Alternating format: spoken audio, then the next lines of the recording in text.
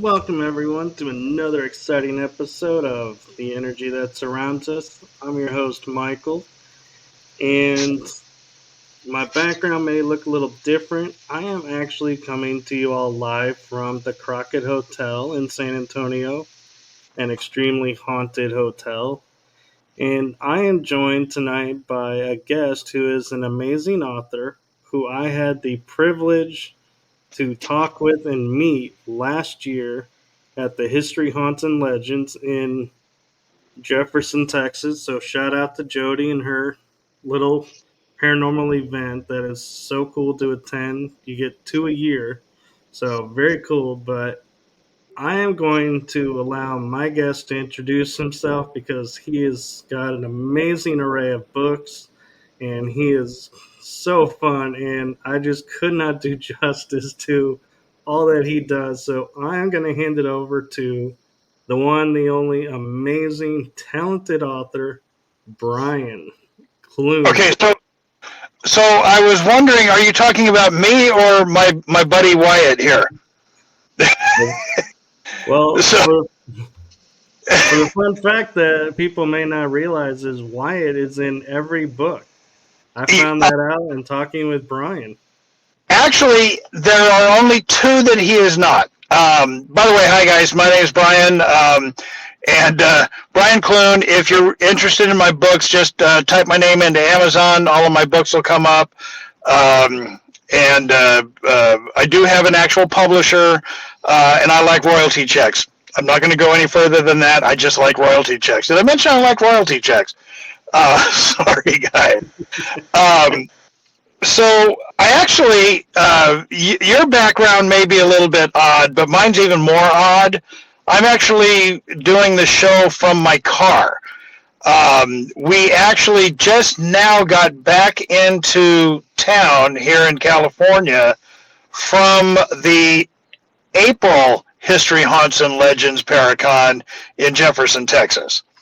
So we had an absolute ball at that one, except for the weather. That one was a little bit different. We're from California. Earthquakes are fun. Tornadoes, not so much. Luckily, we didn't get caught in one, but we did get 3 tornado warnings, which kind of, let's just say that luckily I brought extra underwear. That's all I'm going to say about that. So. How did Wyatt handle the weather? You know, Wyatt handled it great. You can't see it, but Wyatt actually has 2 girlfriends in the back. Oh. Apparently, okay, so let me give a brief rundown of Wyatt. I picked Wyatt up at Silver City Ghost Town up in a small town here in California called Bodfish. Wyatt, I was told he was cursed, but I don't believe he's cursed. But what I do know about Wyatt is he does move on his own. There's been a couple things that have happened with him that we just cannot explain, like him being on the Queen Mary and actually getting through 2 closed doors and then up onto a dresser to basically scare the living you-know-what out of my partner, Bob. I actually enjoyed that one because Bob woke us up at about 2:30 in the morning, literally screaming. And when we went in, Wyatt was actually on the dresser just staring at him. And we really don't have any idea on how Wyatt got there. So because of that, we've been, my wife and I have been very nice to Wyatt. And as you mentioned at the beginning of the show, Wyatt is in all of my books except for the first 2. So the ones that he is not in is my California's Historic Haunts and Ghosts of the Queen Mary. And the reason for that is I did not have him at the time. However, every single one of my books since those 2, he is somewhere in the book. He's my version of Where's Waldo. In this case, it's Where's Wyatt. But it seems that we are now starting to collect haunted dolls, I guess. We were given one by a friend of ours in Amarillo, Texas. She was like, we were telling her about Wyatt. She goes, "Oh my God, I have something for you." She brings this huge doll over, sets it on Terry's lap, and says, "Here, take this. I don't want it anymore. It's doing weird things." So we were like, "Oh, okay." And now her eyes have disappeared. Oh. Yeah, so she had eyeballs. She was in the back seat of the car where she kind of lives, and all of a sudden her eyeballs just disappeared. And after 6 months, we're like, okay, where are her eyeballs? They're not in her head. They are not in the car. They're just, her eyeballs are just gone, which makes her even more creepy. But one of the weird things with my wife named her Dorinda. Is that she kept missing a shoe. We would put her shoe on, or both shoes on, and then one shoe would just turn up missing. And we would find it somewhere in a weird spot in the house, or in our laundry room, which is out in the backyard.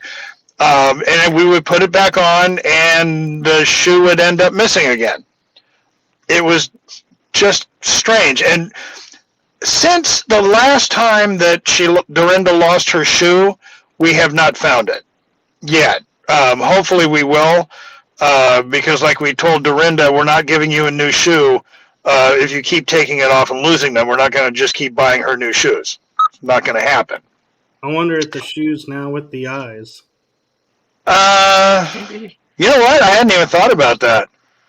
But I'll tell you, she looks really creepy now, with no eyeballs, because her eye sockets are completely black, and I mean completely black. Would you like me to? And would you like my wife to get Dorinda? We can put her up here and. Sure, if you don't want to get it crowded out. I don't care. When you have haunted dolls, you want to be nice to them so they don't do things to you. That's why I'm saying bring them up if they want to come up. There you go. And then we have this other one that we got last year at the Los Angeles County Fair. So we sell my books at the fair every year, and we do every single weekend. So we're there for 16 days through the first weekend through Memorial Day. And this last year, we had these people who sold dolls next to us. They would sell creepy dolls, stickers, all kinds of weird little things. And we come in one day, and unfortunately, I cannot remember his name. Really nice guy, the one who makes the dolls. He said that they had this doll that they had no idea where it came from. And he was like, I didn't order it. I didn't make the doll. I have no idea where the doll came from. We're getting kind of creeped out. So naturally, my wife said, "We'll take it." It's like, are you kidding me? Enough with. Okay, so here is Dorinda. Oh yeah. Okay. Yeah, you can see. It's like, okay, she's weird, but she's okay. This is one of Wyatt's girlfriends, and he's a pedophile. Yeah, she seems to enjoy it. We don't know how old Wyatt is, but he may be a pedophile. We're hoping he's not, because we think Dorinda might be fairly old too. If you look at her, she looks really old to us. Yeah. And then this is the one that we got at the LA County Fair. And he said he did not make this doll. He didn't order it? He didn't order it. He didn't make it. It just showed up looking like this. No, he made it. It's she named her Lavinia. Lavinia. So that's a much nicer name than I would have thought of. She's waving. Hi guys. Hi guys. Yeah. So it's just odd. Yeah. So. Well, the interesting thing is looking at Dorinda is the eyes, the sockets look like they have the eyelids down, so it'd be really hard to get the eyeballs out, it looks like.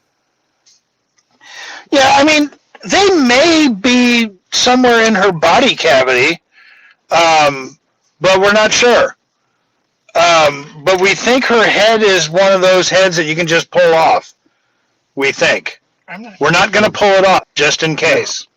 Yeah, I was going to say, I wouldn't recommend removing a haunted doll's head. Yeah, no, not going to happen. So, anyway, so those are our haunted dolls.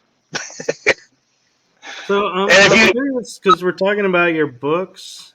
What was your favorite book to write, and why? So, the favorite one to write is probably my favorite book, period, of mine. It is a book called Hollywood Obscura. And that book is actually completely different from all of my other paranormal books. My other paranormal books are all location-based, where Hollywood Obscura is actually person-based. So all of the stories, instead of being about a certain location, are about a certain person. So the way I have the book structured is I have it structured from the 1930s up to like 1996. So you have the very first chapter is about a woman. Oh my God. This is what happens when you're getting older and shoot, what is her name? The blonde bombshell. Marilyn Monroe? No, not Marilyn Monroe. Jane Mansfield? No. Hot Toddy. Oh. Thelma Todd. Oh my God, my brain. So anyway, Thelma Todd. And there's a lot of misinformation about her. People say that she was killed by Lucky Luciano, and because he came out here to her cafe and tried to get her to have it become a mob hangout and gambling hall. The problem is historically, Lucky Luciano never set foot in Los Angeles or California, for that matter. But there's a very strange tale about her partner's yacht, the MV Joyita. It is, and I'm not going to go into the whole story of the boat, but it has been classified and given the nickname the Pacific. And my brain just stopped working again. Pacific. No. Mary Celeste. Mary Celeste. The Pacific Mary Celeste. Just because of all the weird things that happened with it. Then I do have a story about Bugsy Siegel. And a lot of people might be surprised to find out that he was not killed by the mob. He probably would have been at some point, but somebody by the name of Moose killed him due to a bizarre love triangle. And what I find so amusing is a weird word, but you know what I mean is that Bugsy Siegel is buried in a crypt in Hollywood Forever Cemetery, very near the person who had him killed. So I often wonder how they rest together, if that makes any sense. Then Marilyn Monroe. I do have a whole thing about Marilyn Monroe and how there was a mobster from Chicago whose family did release papers showing that Robert Kennedy did have him kill Marilyn Monroe. And I'm not going to go into a whole lot of detail with any of the stories, but that one, anybody who's interested in Marilyn Monroe, there's some relatively newer information. I won't say new because the book's been out for quite a while. Back when the book was released, there was some new information about Marilyn Monroe that had just come out from her psychiatrist, and it was just sort of an interesting. I'm being attacked by a doll here, and then ooh, I'm in trouble. Anyway, then the Black Dahlia. I think this is the one that I got drawn into the most, and the History, Haunts, and Legends Paracon that last November that you were at. I don't know if you listened to my talk at all, but it was all about the Black Dahlia and how Steve Hodel. His father did not do it. There's so much evidence out there that his father didn't do it. He basically just hated his father and wanted him arrested. But the one thing that I always want to make sure I get out is that Elizabeth Short was not this hard-drinking whore that history has made her out to be.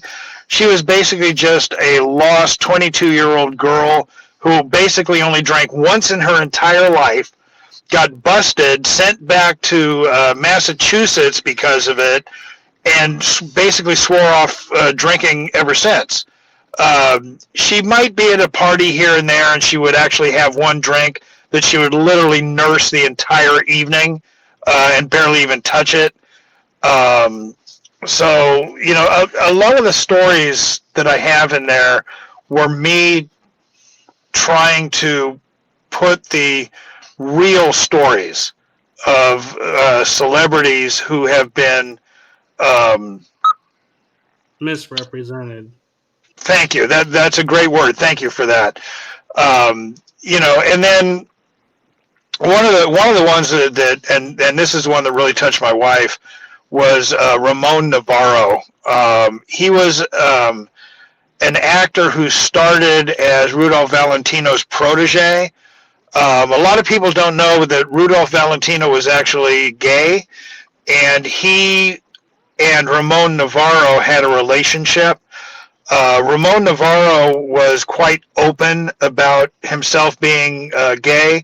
MGM throughout his life was trying to get him to marry a woman so he could have a beard, as they called it, to try and prove that he wasn't gay, because they were afraid that people wouldn't go to see his movies, because after Valentino died, Ramon Navarro became the next Latin lover. And it was just a whole thing with him. And at the end of his life, he had two brothers kill him over stupidity. Ramon Navarro had been redoing his house up in Laurel Canyon, and he had been on the Johnny Carson show, and he had made a statement that he had $5,000 alone in his living room. Now, they were talking about refurbishing the house. Well, these two idiots thought he was hiding $5,000 in his living room somewhere. So they actually killed him over that. They beat him so viciously that they beat him to death, and on the coroner's report, it stated that even his penis was bruised. Oh my God. That is just horrendous. But what makes it worse is it would have been national news, his murder, except for the fact that the Manson murders took place a few days later and completely bumped him right out of the news cycle. So, that's one that I really, want people to kind of understand. And yes, there are ghosts involved with every single one of the people that I write about in there. So there are ghosts of Ramon Navarro, Marilyn Monroe, of course, Thelma Todd. Oh, and you heard about the fires we had here in LA recently? Yeah. I still haven't found out yet, but Thelma Todd's Cafe, they actually were in front of the cafe on Pacific Coast Highway, when you can see the fire behind Thelma Todd's. So at this point, I still don't know whether Thelma Todd's Cafe has burned down or not. But that was one of the most haunted places, especially for Thelma Todd, in Malibu. So I'm keeping my fingers crossed because it's still really hard to get in there because of all the destruction, but I'm hoping that it didn't burn down. It would be interesting to see if everything burned around it, and like it was so haunted, it kept the fires at bay. Yeah, I mean, and the structure itself was it wasn't a wooden structure, so that would have helped. So one of these days I am going to go down there, but one of the people that I work with on board the battleship Iowa was telling me he was called up for looting. He's a reservist, and he was telling me that it's gonna take months and months to be able to clear it all away enough to where they're gonna allow the same type of traffic going through there. So I want to give them a little bit of time to, figure out, what's going on. But I'm keeping my fingers crossed. So right, and I don't want to sidetrack too much because your books are so interesting. But when I was reading your bio, you had the most interesting intro to the paranormal field because you talk about how you were an enthusiast, but then you had a unique experience that turned you into an investigator. Can you share about that? So, are you talking about Grumpy?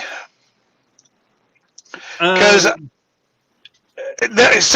I have a few first. This is going to sound kind of weird, but I grew up in a haunted house, and the spirit that was haunting the house was my father. So I guess because of the fact that I knew who it was was just kind of like, okay, I never really thought of it as a ghost, if that makes sense, because it's my dad. And then a little while later, my oldest son and I, we would watch all of those TV shows, the world's most haunted places, where they would take a bunch of people who were not paranormal investigators, and they would take them into like Chillingham Castle, and they would put each one in different rooms, and they would have to find each other through this haunted house. So my son and I would watch those, and we would just sit there and laugh at the people like, oh, come on. Why would you even put yourself in a position like that if you're afraid of ghosts? Well, when my son aged out of the Boy Scouts, him and I started to kind of drift apart. So I asked him what we could do to, reconnect. And he goes, well, let's go ghost hunting. And I was kind of like, really? Are you kidding me? Because, like I said, I wasn't thinking of the fact that I grew up with my father, who passed away in 1963, as a ghost. So to me, it was just, and then all I had were the TV shows in my head. So I was like, all right, fine. I'll find a team, and we'll see what, if we can do it. Well, I was having so much fun. I wasn't even thinking about ghosts, and the team I was with started off as Pacific Ghost Hunting Society, and then something occurred where we ended up changing names to Planet Paranormal. And we actually had an office on board the Queen Mary. All right. So we were literally down there 5 to 7 nights a week investigating. It got to the point where the security they'd see us coming and they'd just go here and they'd just hand us the keys and say, go have fun. So we literally had free reign of the Queen Mary to go wherever we wanted. The only thing we had to do was have a ship's fire watch with us the whole time. Okay, and the fire watch guys were kind of funny, but I kept telling everybody I'm not feeling anything. There's no ghosts here, and they started making fun of me for this. They were like, "Yeah, Brian's going to be there. There's no ghosts," and just all this stuff like that. So we were down in the first class pool, and I was getting a little bit bored. We'd been down there for maybe half an hour or so, and there wasn't really anything going on. So I thought, you know what, I'm going to go back into the change room. Now, the change room, there are no lights in the change rooms. It's a series of stalls that span from port to starboard across the pool. And there's no lights in there. You have to walk down a 20-foot to 25-foot long corridor that is only like 3.5 feet wide. So I was asking everybody, hey, you guys want to go back there with me? And they're like, no, we're going to stay here. And I was like, fine, I'm going to go back there myself. So I'm halfway through this corridor, and all of a sudden I get this right in my ear. Now, like I said, the hallway is only 3.5 feet wide. You can run your hands along it. And while I got the growl, I could feel my earlobe vibrate. So I was kind of like, oh, okay. And I turned around, and I calmly walked out of the... Did you hear something? I didn't hear a thing. No. But I calmly walked out back into the pool, at which point everybody was just cracking up. Now, they say I had a dude run moment, but I will never admit to that. I may have been walking a little faster than normal, but I definitely was not running. But literally, they were laughing like you would not believe, because it was loud enough that they all heard it. And Bob just looked at me and goes, you met Grumpy, I see. So I like to joke about the fact that Grumpy popped my paranormal cherry. So Sounds like it. yeah, I don't know if that was what you were referencing as far as the Bob. Referencing the sun, but the whole story together was perfect. I mean, that's a great story. Well, here's what's funny. By that time, my son was completely out of it. We had one thing happen, and he never came back after that. I'm not going to say that he was scared or anything. I just don't understand. Maybe it just wasn't his thing. But like I said, I was having a ball. So I stayed with it, and I'm stuck with it now. Yeah, and you have now, what, 5-6 books out of it? I just turned my 16th book into the publisher. It'll be released August 26th.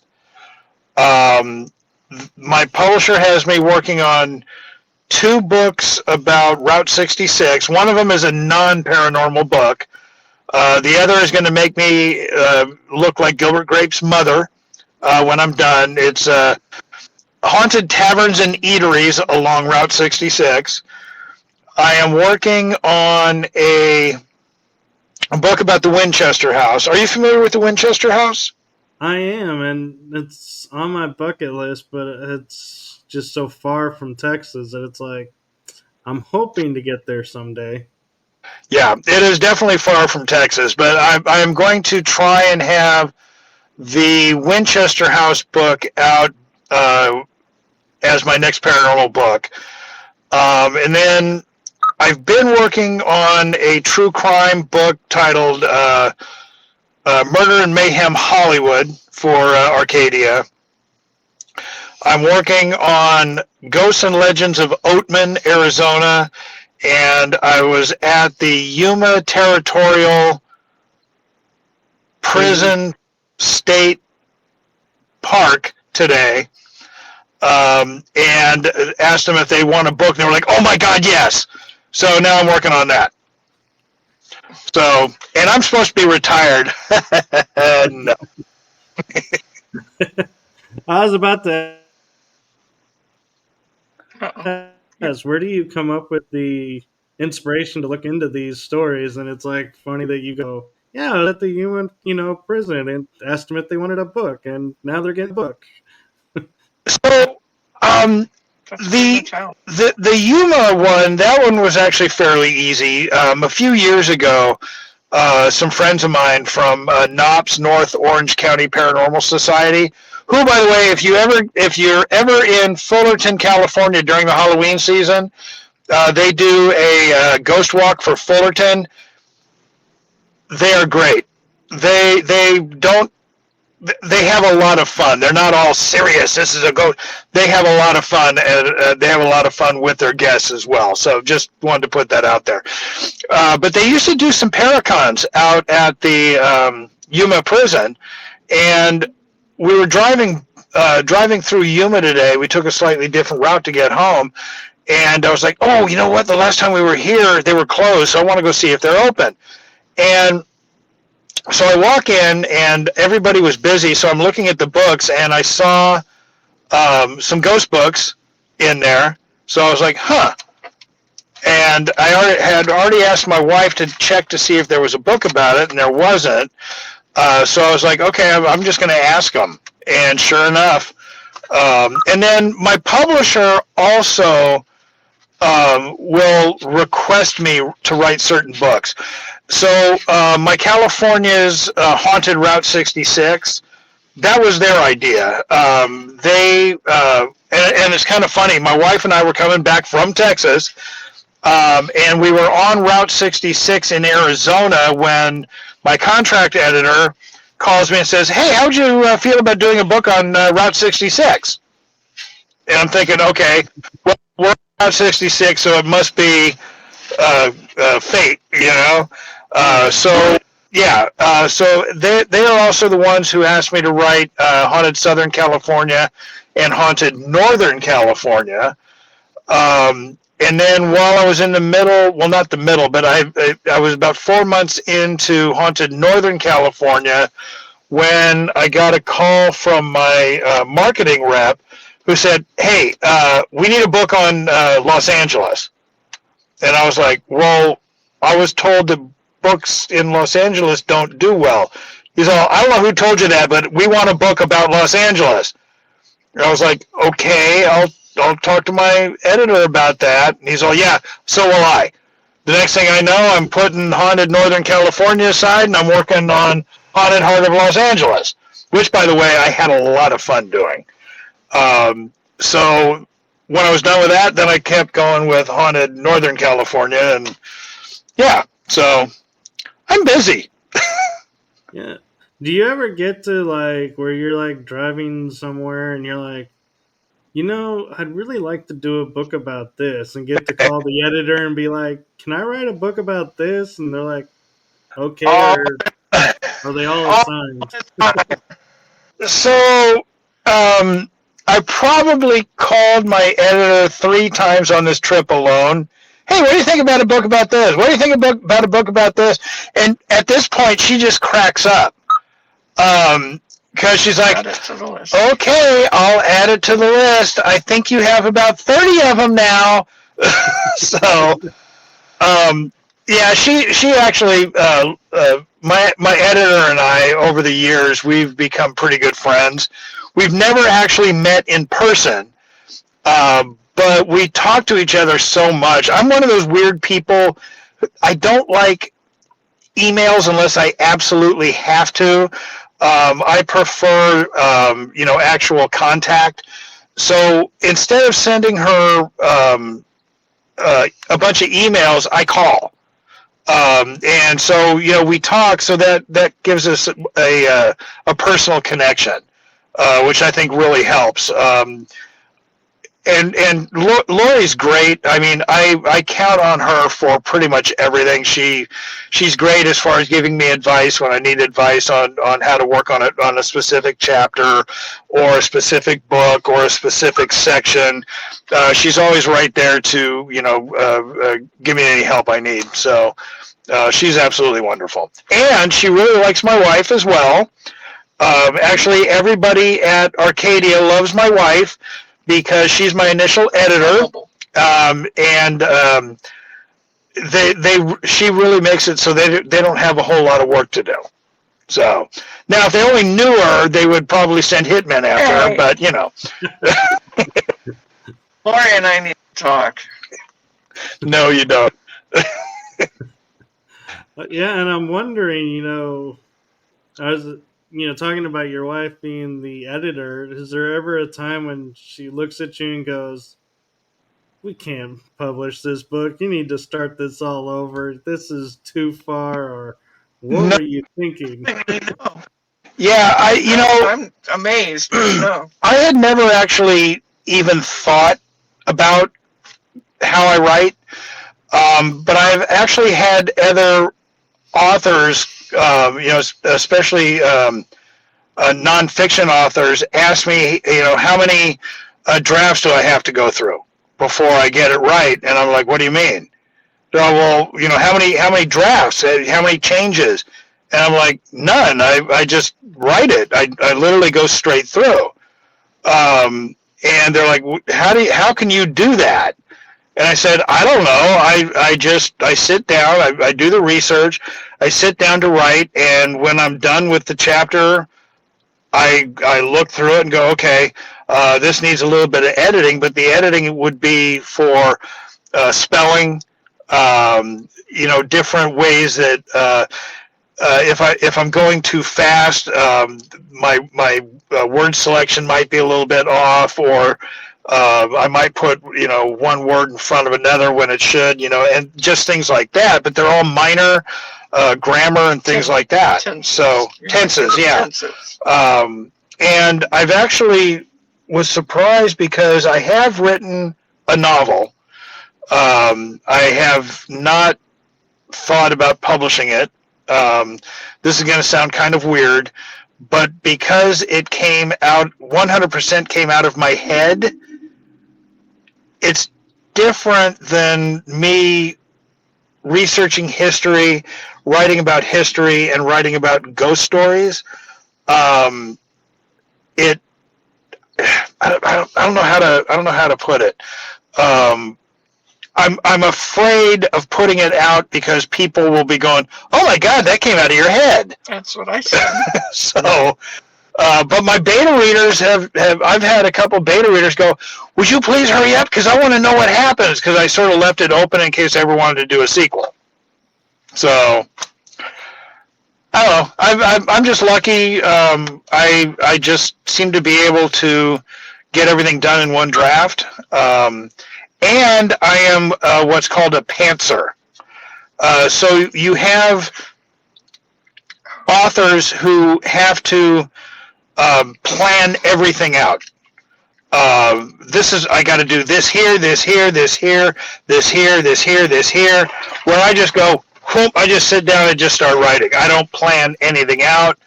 I'll pick a subject, like Preston Castle.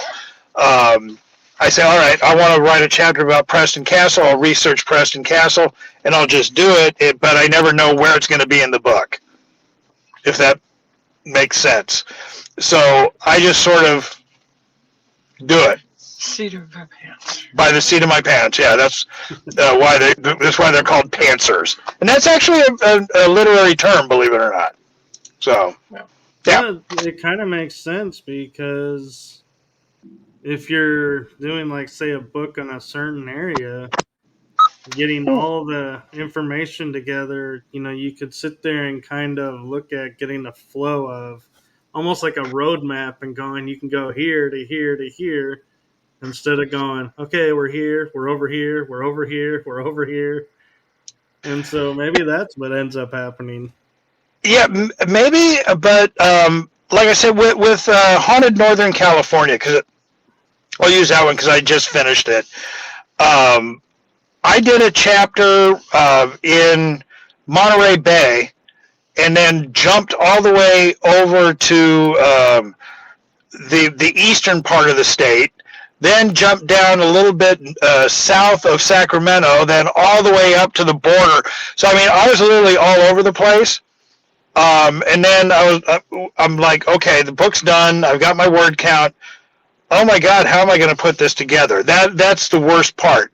So I'm like, all right, I need to put this here, and then this will go here, and then this will go here, and hope that it comes out correct. So they seem to be working. I guess. So, you know. I mean, having 16 books written, you must be doing something right. I guess. I actually had one of my books featured in Life magazine. And yes, I do brag about that. Because and here's the funny thing. I didn't know the book was in Life magazine. My publisher didn't know. And we found it by accident. In 2016, Life magazine did a World's Most Haunted edition. It's a black cover with the Dracula's castle on the front. Okay, and we were standing in the checkout line at a Walmart grocery store, and I glanced down and I see the Life magazine and I see where it says Queen Mary. And I'm like, what? So I pick it up, and I'm looking at it, and I walk over to my wife, and I go, and I'm joking. I said, would you look at this? They did a whole article on the Queen Mary, and they didn't even talk to me. What is wrong with them? And I handed her the magazine. You know, and like I said, I was just kind of joking around with her.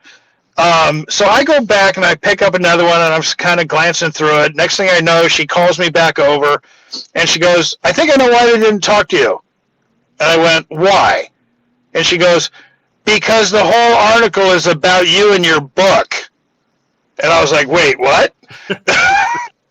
You know, and sure enough, she points where it says, author Brian Clune from his book, Ghost of the Queen Mary. I'm like, wait, what? Huh? And I immediately called my publisher, and they were like, we don't care. We were wondering why book sales went through the roof of that book. You know, because I was thinking, oh, did they need to let the publisher know? The publisher must know.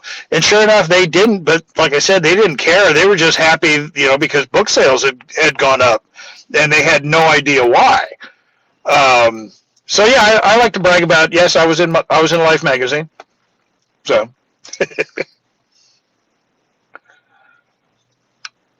Oh, where'd you go? Oh no. You seem to have vanished. Oh, you're up there all by yourself. Yeah, I'm up here all by myself. Where did you go? Is that on us or him? I mean, there's 15 minutes left. Yeah, no. Hello. Oh, strange.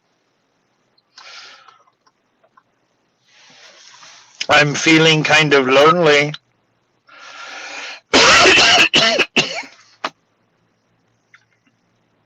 It says I'm still in the show. I don't know. And it is still recording.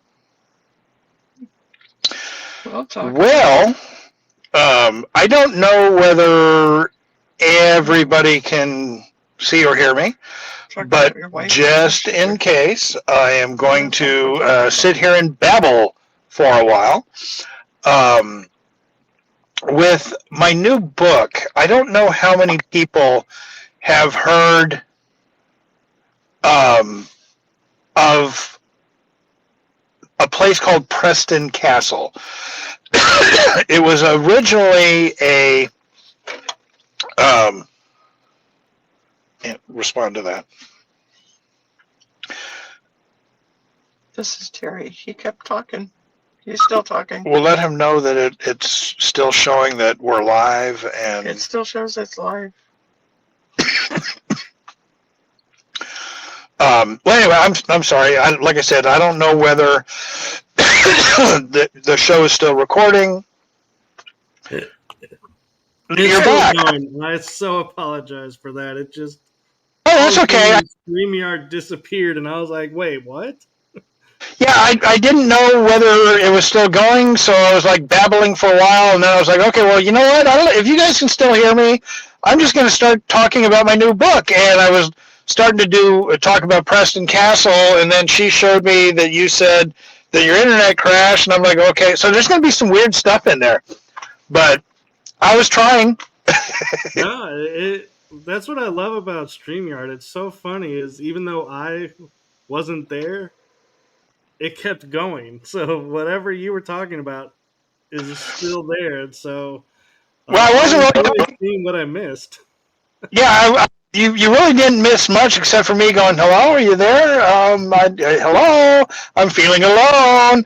I'm just kind of doing that. I'm just like, all right. And then I look up and said, well, it still says it's live, so maybe I should continue to talk or something. And so, yeah, it'll be an interesting show. So questions? Yeah. I mean, you can't expect anything else live on the road. There's gonna be a few hiccups. Exactly. I don't know whether I told you, but when Pete and I and Angie, we had a show called the Full Spectrum Project. Yes. And we had a lot of fun. Pete and I sort of automatically got into this rhythm where we would both ask and answer questions, but it started to come off almost like a Johnny Carson, Ed McMahon shtick. And Angie, she was wonderful. She would do the Weird World News at the top of the hour. It was a 2-hour show. But our very first show, we had Alexandra Holzer on, and we thought we were going to get shut down on our very first show. Alexandra is great, but Alexandra has a potty mouth. Yeah, potty mouth. She talks like a trucker, and we're asking her questions, and she's like, "Oh yeah, that beep beep beep beep." We don't have a delay, and we're going, "Oh my God, Alexandra, stop!" Finally, Pete's like, "Alexandra, we don't want to get shut down on our very first show." And she's all, "Oh, this is a podcast. Don't worry about it." We're just like, "Oh my God!" But it was great. We had so much fun on that show. We would take our subject very serious, but kind of like you, we wouldn't take ourselves serious. So we had a lot of fun, and pretty much all of our guests said, "If you ever want me back, please." I had so much fun. There was one guest, I cannot remember her name, but she was a stick in the mud. She was boring, and when the show was over, she goes, "Well, I don't think I'll be back." And we felt like saying, "Yeah, well, we'll never have you back. You're boring." But we didn't. We were very nice to her. She was a bitch. Yeah, turns out she was a bitch. Yeah, I've come across a couple where I love, and I'm sure you're familiar with podcasting, is going, "So, how did you get your start?" "Oh, well, it was interesting." And you're like, "Can you give me more? Can you give me something to work with?" And it's like, oh, man. Yeah, that would drive us up a wall when you would get somebody on there and you would ask a detailed question and you would get yes, and you're like waiting.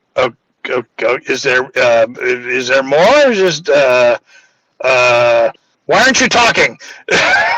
So yeah, and like for me, it's not hard. I just keep talking. So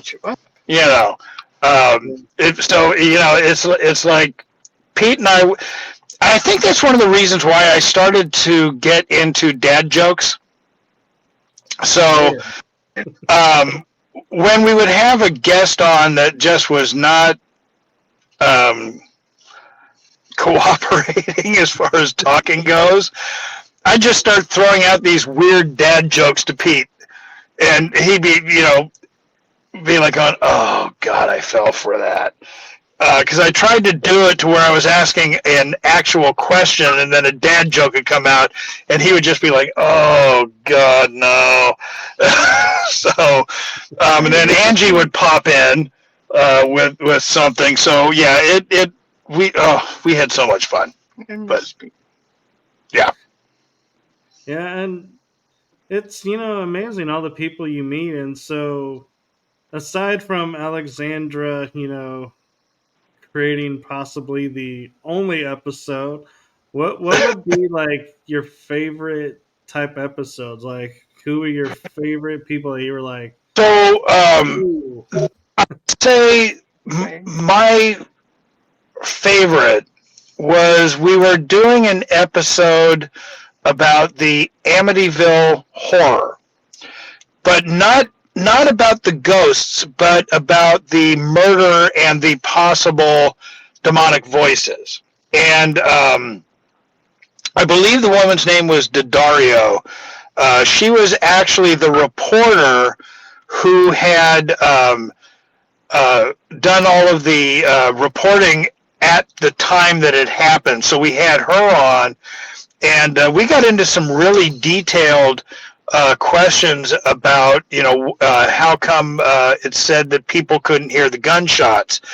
We did find out that people did hear the gunshots, but the whole thing, that somebody put this cloak of mystery around it. So we kind of were like trying to pull the mystery away. So that one I really enjoyed, and Daddario actually wanted to come back, but Pete passed away. As a matter of fact, the guest that we were going to have on just before Pete, or actually I should say just after Pete passed away, was Michael Quarantino. Now, I don't know if you're familiar with the name, but Quarantino is his mother's maiden name. His actual name is Michael Lutz. He was actually the youngest son at the Amityville house, and he was our next guest, but unfortunately Pete came down with COVID and passed away.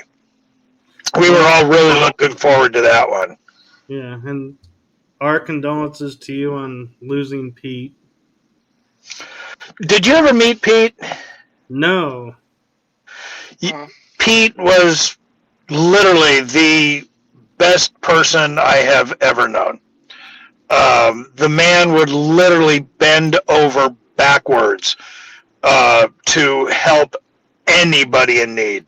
I mean, he was just fantastic. The world is definitely a lesser place without him in it. Well, So. I would venture to say, but you're there to keep his memory alive, so therefore, And I always will. Truly lost. It's just a little diminished. Yeah. I just hope that. Unfortunately, we have not been able to get the Full Spectrum Project archives back from the producer, and I've been trying my best to get them. I'm hoping I don't have to take her to court to do it, because they're technically our shows, not hers, regardless of whether it was her platform they were on or not. Because we were paying her to put them on her platform. But I really want to get them back out there so we can put them back up, so people so people can remember Pete. I know that sounds weird. Yeah, exactly. Yeah. And so people can have a little bit of laugh. Mitchell from the History, Haunts, and Legends? Yes. We had him on twice, and he was like going, dude, I have to come back. This is just so much fun. And part of that was because of Pete. And then Greg Lawson we had on a couple times. Greg was fun. Yeah, Greg. Oh my God, Greg is a crack up. Yeah, you met Greg, I would imagine. Yeah, Greg is fantastic. So yeah, he was at the table next to you when I met you, and yeah, he's a brat. However, if you ever hear anything from him called the Clune method, he's lying. He is lying through his teeth. He is lying. That's so funny. I don't know what you're talking about. He made it up. He made it all up. Yeah, I remember when I was there and we were all talking, and it was funny because it was Mitch, and then it was Greg, and then it was you, and we all just started talking all together. Yep. Yeah. That's another one of the reasons I love going out there. I mean, it's a long drive for us, but it's worth it. You know, we have an absolute ball there. So, and one of these days, I'm going to take a little bit of extra time. I do not believe in Bigfoot, but because Jefferson is supposedly the Bigfoot capital of Texas, I'm going to have to go out and do some squatching. Yeah, there's I think someone said 10 statues around the city. Something like that, yeah. There's one right across from the visitor center. Oh, yeah. I don't know yet. Yeah.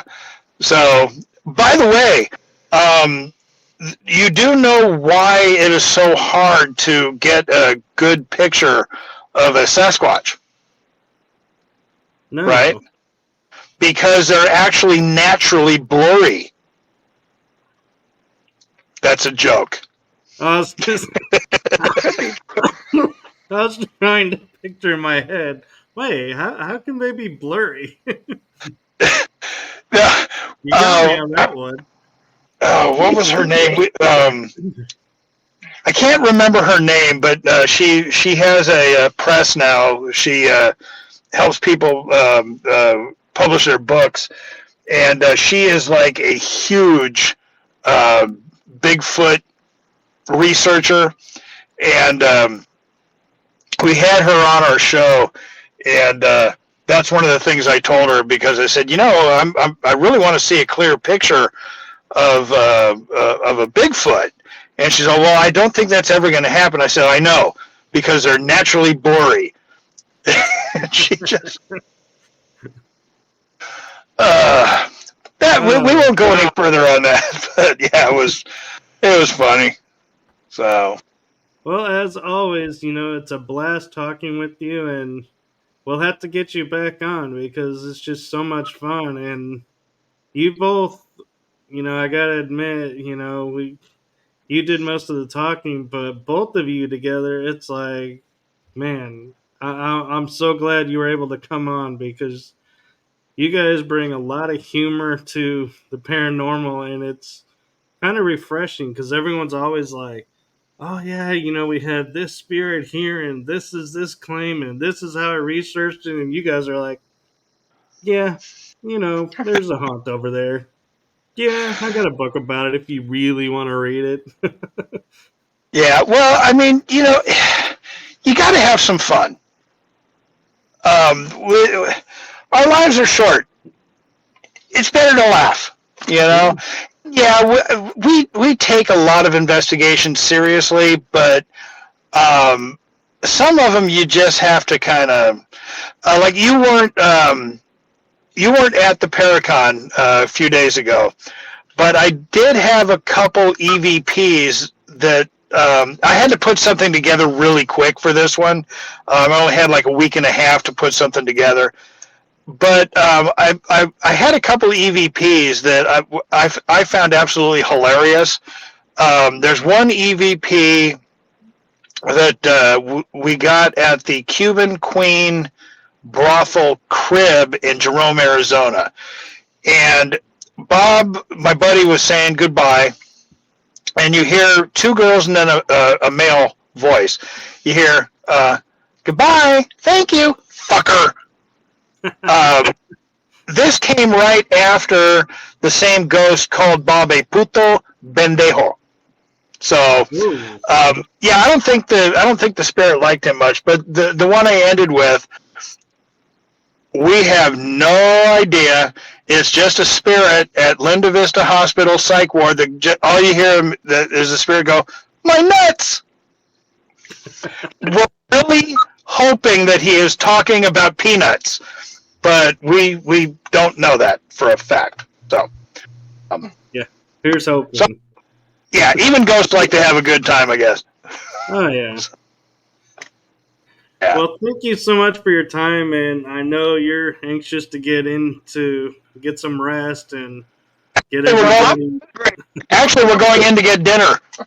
Well, dinner works too. So yeah, that's why we're in a parking lot. We're in the parking lot of a mall at the moment. Well, I appreciate you guys, and I appreciate all you do for the paranormal community, and thank you for that. And to everyone who's watching, if you want to read his books, there are links to his books in the bio description. So feel free to check them out. And thank you so much. And we will definitely get you back on. Sounds good. You know how to get a hold of me. Yes, and hopefully next time you're on, I'll be at a place where I won't disappear on you. There you go. All right. Listen, thanks so much. We had an absolute ball. Thank you. So did I. And I appreciate you guys a lot. All right. We will talk to you later, sir. All right. Thank you. Yep. Bye. Bye-bye.